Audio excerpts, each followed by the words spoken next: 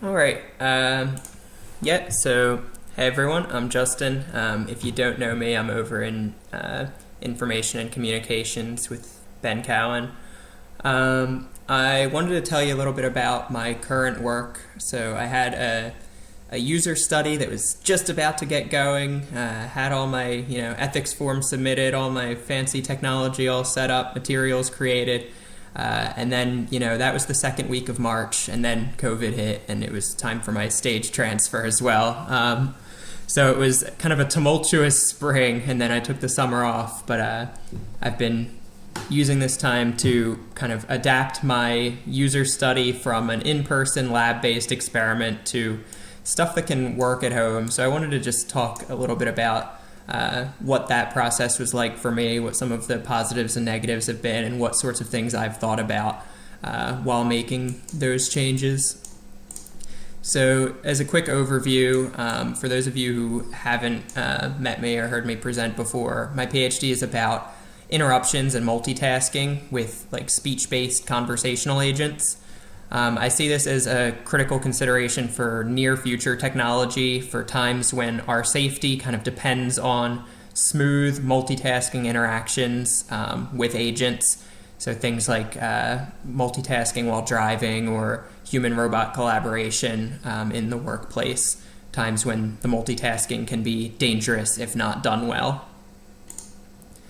My original research plan looked something like this. So I wanted to first look at what sorts of behaviors people engage in when interrupting busy people. So looking at it just purely as a psychological thing. When people interact with other people, what do they do? No computers involved here. Likewise, looking into what sorts of factors influence those interactions. Like, do I take into account how busy you are or how dangerous it is if you fail your task? Or do I just try to interrupt you as soon as I have something to interrupt with? And once I got a better handle on that stuff, once I knew more about human-human interruptions and multitasking, then I wanted to try to apply those sorts of ground rules to speech-based HCI multitasking. So if I then applied those really kind of social conventions to what an agent does, would that make multitasking more safe? Would that lead to better multitasking outcomes? So to go about this, my original plan was something like this. I have a driving simulator over in the Newman building. Down here is one of my driving videos. And I was going to have people come into my lab, and I would have people in the lab acting as like fake participants, Confederates, we would call them in like cognitive psychology experiments. So the participant thinks that the person at the driving simulator is just another participant. In reality, there's someone who's in on it with me. And I just wanted to have participants interrupt the Confederate while they were using the driving simulator, while they were driving around the London suburbs in this case. And it was all set up. I have this driving simulator, everything ready to go. It's like a rich primary task. It's something like real driving. So I was really happy with this design. And then, of course, COVID hit. So I couldn't bring people into the lab anymore. I couldn't use my nice driving simulator. I probably won't be able to get such a rich kind of real-world-like primary task as the driving simulator. So I had to think about what I wanted to change and what I was able to keep the same in adapting this to working from home. And to structure that thought, I read a lot. That's kind of how I spent March and April, kind of all the way back to the drawing board as if I was a new PhD student. And I reread some books that were pretty instrumental in my thinking early on. Those were The Unified Theory of Cognition by Alan Newell and The Multitasking Mind by Dario Salvucci and Niels Tatkin. And both of those books they're kind of about cognitive modeling, but I think they're really about like clear experimental design and clear like thinking in terms of science, like what are we measuring and how do we measure it. So here's two of the kind of fundamental diagrams, I guess, two of the fundamental ways of thinking about experiment design that I thought a lot about from the Salvucci and Tatkin book. One of them is the continuum of application, and they kind of talk about. So they do a lot of their work in driving simulators as well. So it was especially relevant to me.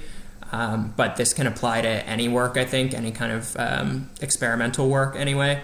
That there's kind of a continuum that if you want to know something about what people do in the real world, you can go ahead and measure that real world behavior. So if you want to know something about driving, for instance, you can go ahead and get into the car of a real driver. Or you can be a little less applied than that. You can have a driving simulator that has a full car, and you can kind of see in this tiny picture, it's like a full car, a giant screen, something like that. And it's a little less applied, but you can get some of the same basic elements from it. Or you can get less applied than that. You can have something like My Driving Simulator, where you're not in a real car, it's just a screen on a table and a steering wheel, but you're still measuring something that's related to driving. You're just distilling it down a little bit more. And finally, if you're just, say you're interested in how people react to visual stimuli while driving, how well they're able to swerve out of the way of a deer. I mean, if you're just interested in reacting to visual stimuli, you might have something really simple, like that bottom diagram, like, fixating on one visual stimuli and reacting to another. So this is the idea of application. How applied is your work going to be? And I realized that during COVID, my work would have to be less applied, but I wanted to keep some of the things that my driving simulator had that were similar to driving, and see if I could have a less applied version that still has those. So what did I like about driving? So driving's a continuous task. There's not kind of, you get to the stoplight and then you can completely stop driving, like get out of the car, walk away. The kind of driving experience continues. There's no discrete endpoints to the drive, at least at the scale I was trying to measure. Likewise, mistakes are costly. That making a mistake on looking at the screen and reacting to something's not that costly. Making a mistake while driving a real car on the highway is very costly. There's levels of costliness, but driving and driving simulator driving are mistakes that are not easy to recover from. And finally, just at its core, I wanted a primary task that requires visual attention and manual control, something where your eyes are busy and hands are busy, because I'm interested in speech, right? So I wanted something that speech would still be a relevant secondary task. Likewise, also from Salvucci and Todkin, they talk about levels of abstraction. So abstraction here, meaning, so this is borrowed from the Newell book about cognitive modeling, that there's kind of every task can be looked at really holistically. So if I'm driving, am I looking at like the social meaning of driving? Am I looking at, laws about driving in Ireland or something like that? Or am I looking at something really biological, which neurons are firing? And whatever I am focused on, I'm kind of abstracting away the other things. I'm ignoring either the higher levels or lower levels. So for myself, I'm interested in something cognitively bound. I'm interested in something that takes place over a couple of seconds rather than a few minutes or a few milliseconds. I'm looking at speech at the utterance level rather than at like the full dialogue level or at the phoneme level or something. The action I'm looking at specifically is speech. And I want speech to be something I'm looking at that's consciously planned. I want people to, if it was the driving simulator study, I want to look at how people use the environment around them to decide what to say. And I wanted to keep all of those sorts of things. Everything I was abstracting away before, I want to keep abstracting away. Everything I'm focusing on before, I want to keep focusing on, but just in a completely different study. So with that in mind, I kind of had my must-haves. Those are just all the bullet points from before. I knew what I really wanted this study to be about, and now I wasn't so focused on what exactly the implementation was. Like, I'm not thinking necessarily about a driving simulator or about two people being in the same room. I just have that list that I came up with. And then, since I'm doing this at home, some other good features I wanted. I wanted something that was easy enough for me to like build up on my own or to code on my own. I'm not, the world's best programmer. I'm not even the world's second best programmer. I'm pretty bad at coding. But I had some experience with JS-Psych, which is JavaScript, and PsychoPy, which is Python. So I wanted to figure out, something I could code up in one of those two things that I already know how to do.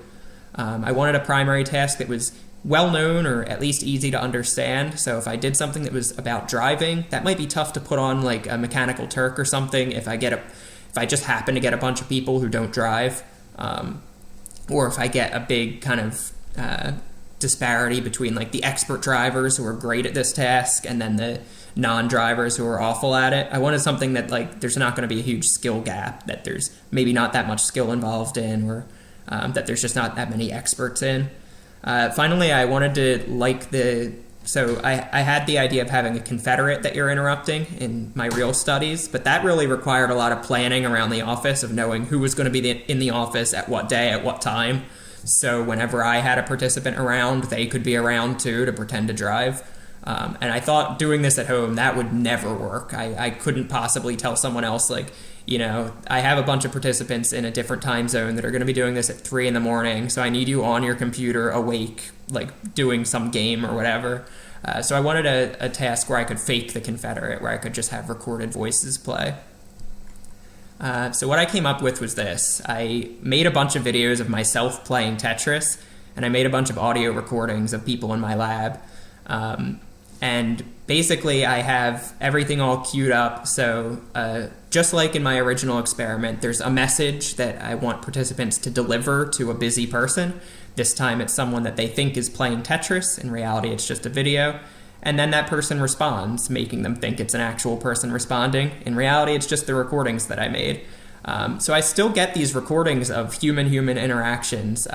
They're a bit different than the really rich video and audio stream that I was hoping to get inside the lab. But it's still something that I can, make what I think I can make some solid kind of interpretations about what it means to interrupt a busy person. This was easy enough for me to code up in JS-Psych. It made it easy to deploy online to Mechanical Turk. I launched it last week. I got back all the data. So I launched just 5 just to kind of see what I would get in terms of data quality. I got 5 participants back within about 2 hours, and the data quality was really high. It was something I could analyze right away. It was pretty easy to analyze as well. And it looks like there's everyone's kind of the same skill at Tetris, at least from the participants I got, where it's like, yeah, I've played it a couple of times, but I'm not putting in hours every week, or I've seen this before anyway. So yeah, so far, it looks good. I'm going to be launching a full batch of participants this week. I'm hoping to get 30 participants, which I think, after the pilot, I think will be easy enough. Yeah, so in general, my takeaways from kind of adapting lab studies to home studies, there were some definite benefits that make me almost want to stick with home studies even after things are back. The quickness to collect the data just can't be matched. I remember seeing some of the other people in my lab taking about a month or more to get 30 participants. And on Mechanical Turk, it's just, a couple of hours, if that. It's really iterable, so this experiment now I can add different conditions to. I can change up really simply. Me and Ben already have some plans about how to package this for master's students to run with different conditions if they're interested. And yeah, I got a diverse sample. It's COVID friendly, and most importantly, I think I preserved a lot of the important features because I took kind of a lot of time on experiment design here. Some of the cons were that it took a lot of time to think through. It took a lot of extra reading time, that I was ready to launch my old experiment and I had to go back and kind of redo everything. It's also a low level of application. So on that sliding scale of fixating on a cross to driving a real car, it's a bit closer to fixating on a cross, and it limits the generalizability of my findings. I won't be able to make claims about this is what people do when they're driving. But I'll still be able to make claims like this is what people do when they're interrupting someone who they think is engaged in another task. And finally, it's just less flashy and fun than my driving simulator, right? I had this budget for equipment that I bought this nice driving simulator for, and it kind of sucks knowing it's collecting dust, and that my first study that I publish, hopefully, will be about people playing Tetris in their living rooms. But overall, I think that adapting your lab-based research to home-based research is possible. I think the biggest kind of step in it is, somewhat surprisingly to me, it's really deep thought about experiment design and just kind of reading and thinking a lot about what exactly you're measuring rather than just trying to make the thing that's most similar to what you were doing before. You have a trade-off in ecological validity, but I think you can still make some really killer studies this way. So I've had a really positive experience, and I hope if any of you are going through the same, you reach out and talk to me, because it was kind of a fun experience for me in a way to think about this stuff.